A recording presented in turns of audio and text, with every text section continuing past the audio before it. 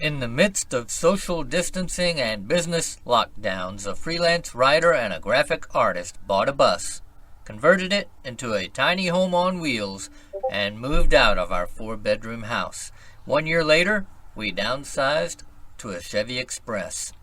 Now we travel between Texas and Pennsylvania from April through November while exploring small towns with rich histories. In the winter, we hunker down in Texas in our schoolie and dream of our next big trip. We're Alan and Teresa. And we're rolling with our gnomies. Well, we're in the beautiful town of Farmersville, Texas this morning, and I just know this is going to be a great walking tour. Farmersville is the home of World War II hero Audie Murphy, who later became an actor and a very popular actor. And Farmersville, from just driving through, is a gorgeous little town. It's got brick roads and beautiful architecture. The buildings here are just gorgeous. And so we're going to walk through town here and see what they have to offer. And we want you to come along with us. And I think you'll enjoy the tour as much as we do. Hey, Farmersville was also known as the Onion Capital. Oh yeah, the Onion Capital of Texas in the 1920s and 30s. I guess they grew a lot of onions here. I guess so. All right, come along, folks.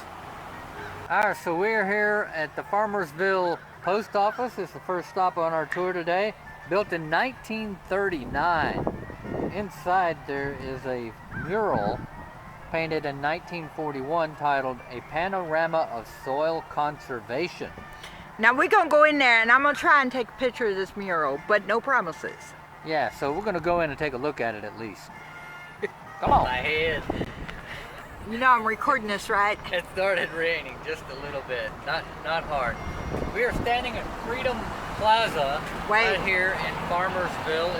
It's a monument and a tribute to Audie Murphy and the victory in World War II. And interesting little tidbit, Audie Murphy was welcomed here in Farmersville back home from the war in June 1945, June 15th. And every year they celebrate that day here in Farmersville as Audie Murphy Day. And so that's a neat little historical tidbit. Driving into town, we came in on Audie Murphy, was it Boulevard? Audie Murphy Road, I think? Yeah, it was a road named after Audie Murphy.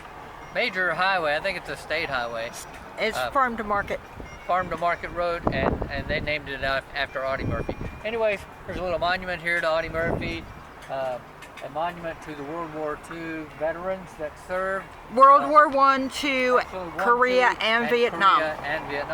Yeah, so they call it Freedom Plaza right here in the center square of Farmersville, Texas. It's right in the center of town. Okay. Next up, so Fiber Circle is a Texas yarn company, and this building was built in 1899 by the Oddfellows Lodge. It has been many things through the years, including a hardware and furniture store. Now it's being restored, or it has been restored, by Diane Pivko, who is the owner, I guess, of Fiber Circle Gifts and Antiques. Cool. I want to go in there, by the way. You want to go in? Yeah. Oh, yeah. Let's check it out. Yarn, needles. And so we're looking at First Baptist Church here in Farmersville. It was established in 1865 under a brush arbor right here at this location. In 1877, a simple frame church was built, and this building was built in 1900. It's still in use.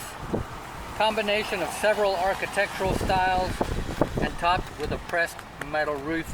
That's a really pretty building. It's beautiful. I mean, I'd love to see what it looks like on the inside. I know a way you can do that. Yeah, I won't be here Sunday. Yep. So the Warden Building started as a bank, and it still retains its original vaults. It was restored in 2001 by the Hickmans, who operate Dyer Drug. Hold on. let the big Texas truck go. Okay. So it was restored in 2001 by the Hickmans, who operate Dyer Drug, which has been in Farmersville since 1933. Doesn't say when the bank building was built. No, but it's absolutely gorgeous. I'm going to guess early 20th century. Yep, yep. It gorgeous. is a very nice building. And y'all are going to have to excuse these umbrellas because it is raining. Yep, it's raining on us pretty hard.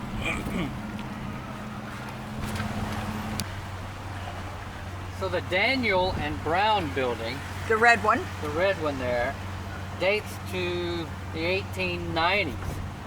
It was restored in 2001 by the owners of the building, who now have an office upstairs. At one time, it was a cotton exchange building, and many other businesses resided in it over the years. The original cast iron columns have intricate detail. Yeah, it looks like a rope, which can't be easy in cast iron, but it does actually look like a rope. Right. Okay, what's next? Okay. So, the W.T. Cook building was more than 100 years old, prime example of early 20th century high-end department store. The original front display window includes displays by the Farmersville Historical Society, and there once was a post office here. That sounds right. You can still see lettering that would have been painted onto that brick above the portico and Yeah, below one time it the was, brown wood trim. At one time it was Remax. I can see the R and the E. Yeah. There was a family something there. Looks like maybe a family general store. Yeah. Or that might have been the name of the department store. Something to do with the family. It says Dyes and Family. Yeah. Don't know. Ladies and family. Oh, Ladies and Family. Yeah, yeah. Okay. Okay. So probably a Department apparel store. Department store. Okay. Okay, what's next? 105. Well, this might be a church, but it don't look like a church. Alright. I'd have bet on a school or a hospital, anything but a church. So the First United Methodist Church here in Farmersville was organized in 1856 in a schoolhouse west of town. I would have thought this would be the schoolhouse. Right? The first church structure built on this site was in 1875. Cost $4,000 and was replaced in 1902 by a grand ornate building. In 1924, it was destroyed by fire. The current structure, a Greek Revival style, was completed in 1926. Okay, but they didn't improve it. Did the Greeks use brick? I don't know about the Greeks using brick. And this don't look too much like Greek Revival we've seen elsewhere. No, That's a loose interpretation. yeah. Now. Okay, so we're looking at the Farmersville Times building, built in 1888 by the Farmersville Masonic Lodge and used by the lodge until 1966. It was named to the National Register of Historic Places in 2005, restored in 2006. Today, it houses the offices of the Farmersville Times newspaper.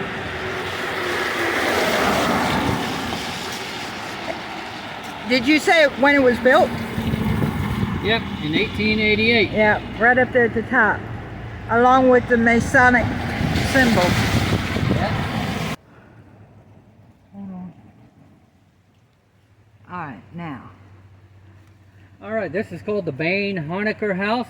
It's one of the oldest houses in Farmersville, built in 1865 by Anna Melissa Bane on 6 acres of land, which also included the east side of the city square. Mrs. Bane's great-granddaughters gave the house to the Farmersville Historical Society in 1999, and it's now a museum. Huh. Awesome. 211. All right. I'm not going to say the name of this house. It is very long, has way too many hyphens in it. But it was built in 1893. It's a Honaker House as well. Yeah, it was a Honaker House. It was remodeled in 1910 to its current neoclassical revival exterior. Owned by only 3 families, all of whom have played prominent roles in the development of Farmersville. Huh. Still a private residence. Right. Now, I can't see the second name because I'm too far away, but... Foy or something like that. Okay, so Hosenbake, Hanukker House. Hosenbake and Foy. John Milburn Honaker and his wife Melinda built the original house in 1893. It was extensively remodeled in 1910. And that added the second floor. Yeah, initially it was in the Queen Anne style. And after Melinda's death in 1913, John wed her sister, Carrie, in 1917. He died just months after the wedding, leaving his 3 daughters with his widow.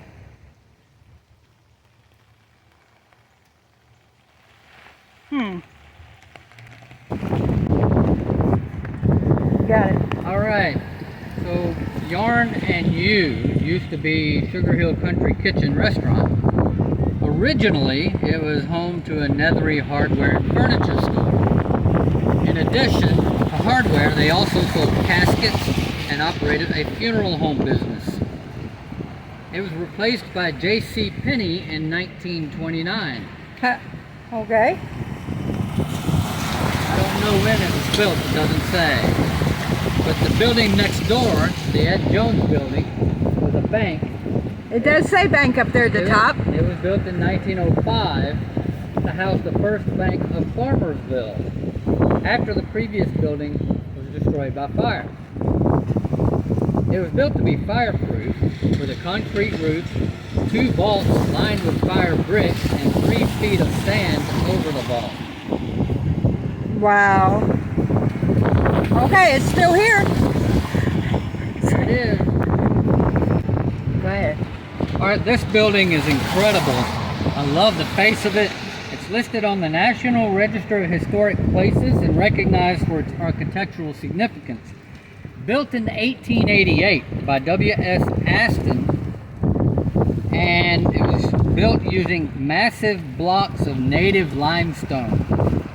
It's topped off by its original tin cornice. It was completely renovated in 2007 and contains a custom designed interior stained glass dome. Awesome. Man, I'd like to see that. Yeah.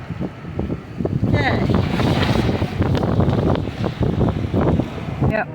Alright, so we're looking at the onion shed. It's built in 1900.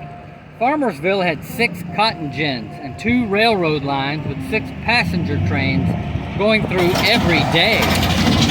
By 1930, Farmersville was well known as the onion capital of North Texas, and it annually shipped over 1,000 carloads of East Collins sweets. The onion shed was built in 1935. Oh, sorry, a little raindrop obscured the first sentence here, and so it was saying by 1900, Farmersville had 6 cotton gins and 2 railroad lines with 6 passenger trains going through every day. The shed was built in 1935. It was restored in 2002, and it won the 2003 Community Spirit Award from the Texas Downtown Association. It's used every year for numerous activities, including the farmers and flea markets held the first Saturday of each month. Nice. Alright, if I don't do this right, then I'm going to be on the bad side of my wife. So y'all bear with me and pray for me. But while you're doing that, don't forget, share us with your friends, like us if you like us if you don't, subscribe to the channel. It helps us out. God bless.